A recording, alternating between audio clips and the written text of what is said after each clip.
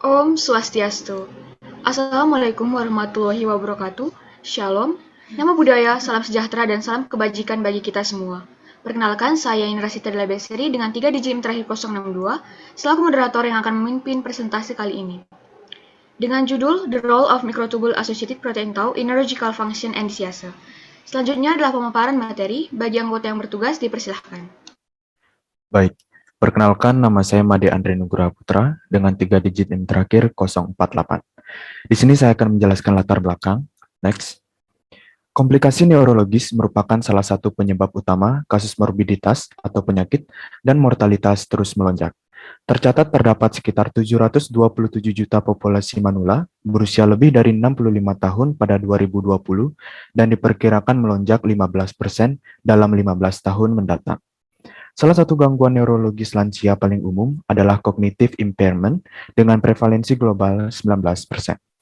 Gangguan kognitif lansia paling umum berupa demensia. Alzheimer disease berupa penyakit neurodegeneratif progresif dengan gejala gangguan kognitif dan memori bertahap dan diindikasi sebagai penyebab utama demensia dengan tingkat prevalensi global 10-30%. Alzheimer disease sebagai penyebab utama demensia dapat disebabkan agregasi protein tau. Sejauh ini, belum terdapat penanganan efektif terhadap penyakit protein tau atau taupatis, sehingga pemahaman fisiologis dan patologis protein tau akan membuat upaya preventif dan pengembangan terapeutik terkait taupatis tersebut. Selanjutnya akan dijelaskan oleh rekan saya. Perkenalkan kembali, saya Rasita Besri Tarigan dengan 3 digit terakhir 062. Untuk rumusan masalah yang pertama, yaitu bagaimana struktur dari mikrotubule associated protein tau. Yang kedua, bagaimana fungsi neurologis dari mikrotubule associated protein tau. Dan yang terakhir adalah bagaimana patofisiologi, dampak, serta penanganan penyakit neurologis terkait mikrotubule associated protein tau. Selanjutnya akan dilanjutkan oleh rekan saya. Baik, terima kasih atas waktunya. Perkenalkan, nama saya Nima Dewi Nika Arisnawardani dengan 3 digit NIM terakhir 055. Saya akan menjelaskan mengenai tujuan dan manfaat dari student project ini. Yang pertama ada tujuan penulisan. Tujuan penulisan yang pertama, untuk mengetahui struktur dari mikrotubule associated protein tau. Tujuan penulisan yang kedua, untuk mengetahui bagaimana fungsi neurologis dari mikrotubule associated protein tau. Dan yang ketiga, untuk mengetahui patofisiologi, dampak, serta penanganan penyakit neurologis terkait mikrotubule associated protein tau. Next. Selanjutnya ada manfaat penulisan. Manfaat yang pertama, penulis diharapkan dapat lebih memahami tentang peran mikrotubule associated protein tau dalam fungsi dan penyakit neurologis. Manfaat yang kedua, dapat menjadi referensi penulis lain dalam kajian selanjutnya mengenai fungsi dan penyakit neurologis terkait mikrotubule associated protein tau. Dan yang ketiga, masyarakat diharapkan dapat memahami dan mengimplementasikan kajian ini untuk lebih memahami fungsi dan penyakit neurologis akibat protein tau. Selanjutnya akan dilanjutkan oleh teman saya. Baik, perkenalkan nama saya Indra Saya Tekai dengan 3 digit yang terakhir 58. Nah, jadi selanjutnya kita masuk ke dalam bab kedua, yaitu tinjauan pustaka. Next. Jadi sebelum kita mengetahui lebih dalam mengenai protein tau, pertama-tama saya akan menjelaskan mengenai gambaran umum dari protein tau. Nah, protein tau itu merupakan jenis protein yang termasuk ke dalam keluarga mikrotubule associated protein atau MAP, yang dimana dia pertama kali ditemukan oleh Mark Krishna pada tahun 1975, dan pada awalnya dia diidentifikasikan sebagai molekul yang diperlukan dalam proses perakitan dan stabilisasi dari sitoskeleton mikrotubulus. Protein tau ini sangat kaya akan neuron. Monomer tau termasuk ke dalam famili intrinsically disordered proteins atau IDP, yaitu jenis protein yang tidak memiliki struktur 3 dimensi yang tetap atau teratur. Namun, apabila dia disusun secara berurutan, akan membentuk amyloid filamen terstruktur. Mungkin sekian gambaran umum dari tau protein, selanjutnya akan dijelaskan oleh rekan saya. Terima kasih. Baik, sebelumnya perkenalkan nama saya Imadi Dwi Yudhayana Gunawisesa dengan 3 digit yang terakhir 046. Next. Baik, sini saya akan menjelaskan tentang formasi struktural dari protein tau. Protein tau tersusun atas beberapa komponen, diantaranya N-terminal, C-terminal, variabel tengah, domain kayak prolin, dan mikrotubule binding domain. Pengikatan mikrotubulus dipengaruhi oleh kemampuan protein tau yang terdimediasi oleh domain yang terletak di C-terminal dan N-terminal yang memfasilitasi terjadinya interaksi dengan beragam komponen sitoskeleton atau membran plasma. Rantai polipeptida protein tau memiliki karakter bipolar mikrotubul binding repeats dan projectile domain masing-masing terletak di bagian C-terminal dan N-terminal dari molekul. Komposisi asam amino pada daerah yang kaya prolin akan menentukan sifat fisika kimia seperti bermuatan positif dan memiliki kecenderungan untuk membentuk struktur poliprotein kedua. Oke, bisa di next. Baik, berikut adalah merupakan 5 prediksi dari struktur 3 dimensi protein tau pada manusia. Mungkin sekian dapat saya sampaikan. Selanjutnya akan dijelaskan oleh teman yang bertugas. Baik, perkenalkan nama saya Nimade Priwinandari dengan 3 digit NIM terakhir yaitu 054. Jadi di sini saya akan menjelaskan tentang fungsi neurologis. Bisa di next. Tau memainkan peran dalam dinamika mikrotubulus dengan mengatur perakitan, perilaku dinamis, dan organisasi spasial mikrotubulus. Dalam hal ini, tau berperan sebagai salah satu mikrotubul associated protein yang melindungi mikrotubulus dari depolimerisasi dengan mengurangi disosiasi tubulin kedua ujung mikrotubulus. Nah, ini akan menghasilkan peningkatan laju pertumbuhan dan penurunan frekuensi pada gangguan yang lebih serius. Selain itu, tau juga memiliki peran sentral dalam polimerisasi tubulin. Tau dapat berinteraksi dengan mikrotubulus baik secara langsung maupun tidak langsung. Interaksi langsung protein tau memungkinkan terjadinya pengikatan, stabilisasi, dan peningkatan perakitan mikrotubulus. Baik, selanjutnya akan dilanjutkan oleh teman saya. Terima kasih.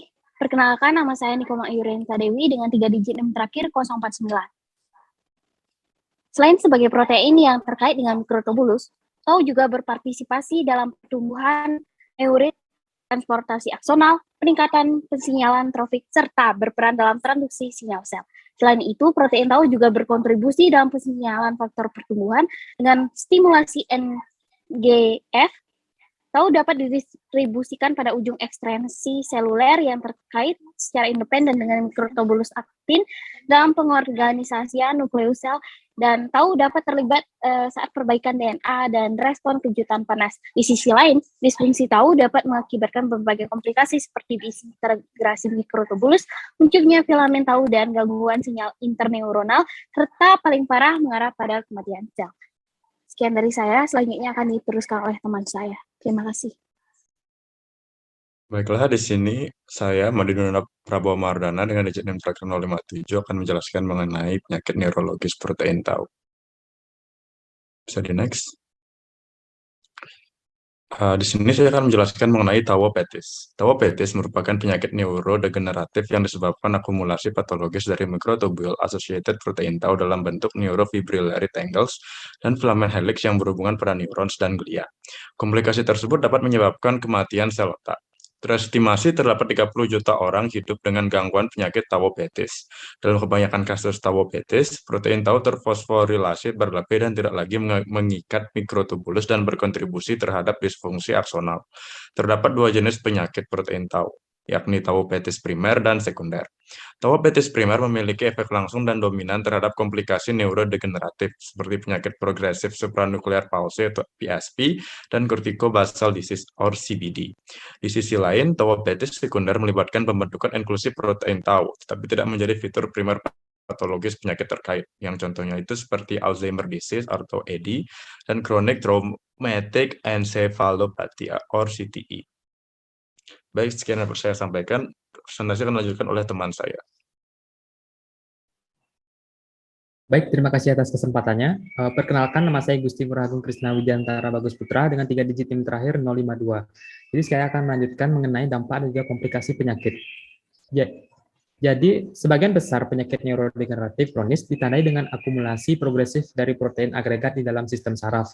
Khususnya pada penyakit Alzheimer, ciri neuropatologis yang paling terlihat adalah adanya akumulasi cerebral neurofibrillary tangles atau NFT yang terdiri dari protein tau agregat. Pada penyakit Alzheimer, perkembangan patologi akumulasi tau terjadi dalam pola hierarkis dari lapisan 2 korteks entorhinal atau EC dan kemudian akan menyebar ke daerah kortikal. Selain itu, protein tau juga berhubungan dengan penurunan kognitif akibat peningkatan level cairan cerebrospinal atau CSF. Protein tau juga membawa pengaruh pada timbulnya penyakit-penyakit komplikasi seperti Alzheimer, kemudian demensia frontotemporal, Parkinsonisme pada kromosom 17, PSP, PSP vaskular, CBD, kemudian sindrom kortikobasal vaskuler, ensefalopati traumatik kronis, kemudian kompleks demensia, kemudian penyakit PIK, penyakit butir agreopilik, tauopati glial globular, serta astrogliopati tau yang terkait pada proses penuaan. Sekian dari saya, presentasi selanjutnya akan dilanjutkan oleh rekan saya. Terima kasih. Baik, perkenalkan nama saya Koma Sepahita dengan 3 digit NIM terakhir 043. Jadi di sini saya akan menjelaskan mengenai therapeutics. Jadi yang pertama di sini ada antifosforilasi tau. Hasil penelitian mendukung bahwa kinasa terlibat dalam potensial, terutama dalam melibatkan protein tau yang mengalami kecacatan. Target ini termasuk dalam penghambatan proses hiperfosforilasi yang akan menyebabkan pembentukan kusut pada neofibrilari. Selain itu juga berdampak pada stabilisasi mikrotubulus, pencegahan oligomerasasi tau, peningkatan degradasi tau, dan imunoterapi tau yang akan terhambat. Lalu yang kedua itu ada depolarisasi tau. Mekanisme terjadinya kontraksi antara tau dan antifosforilasi akan mengalami proses defosforilasi yang akan meregenerasi protein tau dari agregat pirate helical filament atau PHFS. Lalu dalam proses pengembalian protein hiperfosforilasi tau defosforilasi akan dikatalisis oleh fosfat protein atau yang disebut dengan fosfoseril fosfotetrenoil atau PP5. Nah, selanjutnya PP5 ini akan mendesforilasikan tau dalam living cell yang membantu penyembuhan otak yang terkena AD. Lalu yang ketiga itu ada vaksin tau. Peristiwa awal patogenesis dan deposisi A-beta yang mengalami gejala awal AD ditandai dengan deposisi A-beta berdasarkan hipotesis kaskade amiloid. Tindakan terapi amiloid beta ini didukung imunisasi aktif maupun pasif yang akan membawa dampak efektif bagi imunoterapi AD. Kinerja vaksin akan mengurangi keberadaan tau agregat di otak yang memperlambat perkembangan fenotip terkait. Dan yang keempat itu ada metal chelators. Ion logam seperti tembaga, besi, dan seng itu berperan sebagai kunci metabolisme amiloid yang akan bertanggung jawab atas deposit amiloid dan protein lipatan lain yang menyebabkan penyakit neurodegeneratif. Potensi PCTS itu bertindak sebagai modulator amiloid dieksplorasi protein tau bersama peptida beta amiloid. Nah, sebagai patologis penyakit Alzheimer, PCTS ini akan mengganggu proses perakitan filamen tau in vitro dengan berkurangnya elemen struktural dalam susunan molekulnya. Baik, sekian yang dapat saya jelaskan. Selanjutnya akan dijelaskan oleh teman saya. Baik, perkenalkan nama saya Nyoman Mas Supratni, 3 digit NIM terakhir 053. Di sini saya akan melanjutkan yang telah tentang terapi. Nah, selanjutnya yang kelima ada terapi yang dimana dalam proses terapi akan membantu proses penyembuhan dengan mengkompensasi sistem saraf yang rusak. Utamanya sel punca sebagai pengganti sel yang rusak, merangsang prekursor saraf endogen, meningkatkan neuroplastisitas struktural, dan meningkatkan sitokin serta penurunan kematian apoptosis. Selain itu, sel induk juga dapat mengekspresikan faktor pertumbuhan otak dengan memodifikasi secara genetik. Yang keenam ada asam lemak esensial, yang dimana struktur, fungsi serta integritas pembuluh darah otak dipengaruhi oleh asam lemak tak jenuh ganda atau PUFA yang diperoleh dari sirkulasi perifer. PUFA esensial berupa asam arachidonat atau AA yang menghasilkan lipid proinflamasi dan asam glukosa heksaionat atau dia menghasilkan mediator anti peradangan yang berkontribusi dalam patogenesis AD. Terakhir ada peranan retinoic acid atau RA, yang dimana asam retinol vitamin A memiliki fungsi sebagai antioksidan dan diferensiasi seluler. Akibatnya stres oksidatif dan diferensiasi neuron akan menjadi elemen patologis umum dari berbagai gangguan yang bersumber dari neurodegeneratif. RA ini sebagai terapeutik dalam pengobatan AD. Sekian dari saya, selanjutnya rekan saya.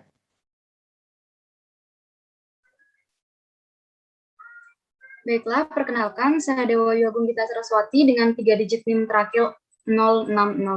Jadi di sini saya akan menyampaikan kesimpulan dari student project kali ini. Jadi kesimpulan yang pertama, tau protein merupakan jenis protein yang termasuk ke dalam keluarga mikrotubul associated protein dan diidentifikasi sebagai molekul untuk proses perakitan dan stabilisasi dari sitoskeleton mikrotubulus.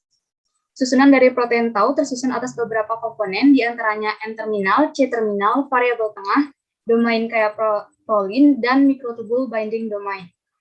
Kesimpulan selanjutnya yaitu fungsi neurologis dari mikrotubule associated protein tau adalah mengatur perakitan, stabilitas, perilaku dinamis, dan organisasi spasial dari mikrotubulus. Dan kesimpulan yang terakhir yaitu penyakit protein tau atau tauopatis merupakan penyakit neurodegeneratif berupa akumulasi mikrotubule associated protein tau dalam bentuk neurofibrillary tangles yang dapat menyebabkan kematian sel otak. Berbagai bentuk penanganan tauopatis adalah antifosforilasi tau, depolarisasi tau, dan metal chelators. Baiklah, sekian yang dapat saya sampaikan. Selanjutnya dilanjutkan oleh teman saya. Baik, terima kasih. Sebelumnya perkenalkan, saya IGDP Bagus Ananda Radiasa dengan digit NIM terakhir 047. Di sini saya akan membacakan saran dari kami. Apa bisa di next? Baik, yang pertama, penulis ingin menyampaikan pembaca untuk memahami dan menelaah isi dari kajian ini dan memahami pentingnya peran mikrotubule associated protein tau dalam fisiologis dan penyakit neurologis diharapkan dapat memberikan kontribusi dalam pengembangan metode penanganan penyakit dan terapi penyakit tauopatis. Lalu yang kedua, laporan ini diharapkan dapat menjadi referensi bagi penulis lain dalam pengembangan kajian seputar protein tau ke depannya. Dan yang ketiga, kepada institusi, diharapkan dapat lebih menambah referensi di sumber perpustakaan mengenai mikrotubule associated protein tau, serta menambah wawasan dan pengetahuan tentang penyakit neurologis pada para akademis. Mungkin sekian dari saya, sekian terima kasih.